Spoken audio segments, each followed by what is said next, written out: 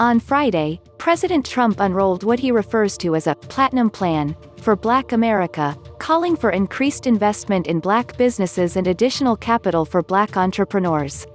The president also announced support for Juneteenth to be recognized as a national holiday.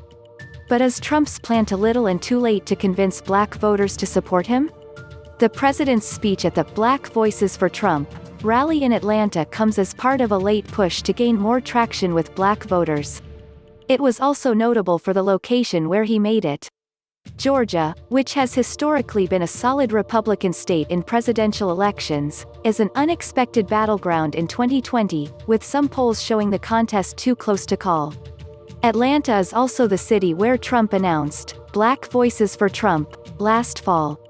Trump's proposed plan, which purports to be built on 4 pillars of opportunity, security, prosperity and fairness, calls for a range of measures in support of the Black businesses and families. Included in the plan is a call for almost $500 billion of capital investment in the Black community, with much of it coming from increased federal contracting opportunities and other investments. He also called for 500,000 new Black businesses and 3 million jobs for Black Americans.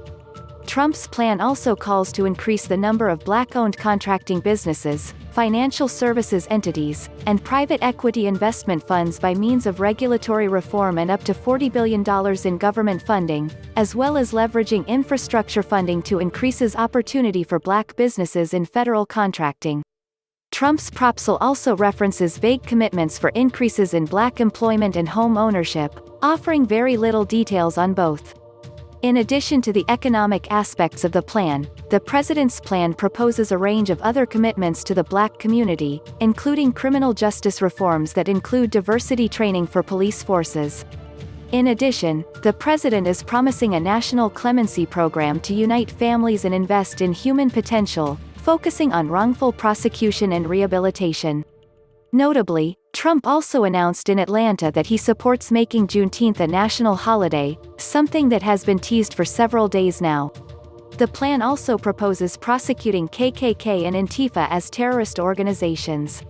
Notably, the president's plan doesn't mention far-right and white nationalist organizations, which federal law officials have identified as key proponents of race-based hate in America.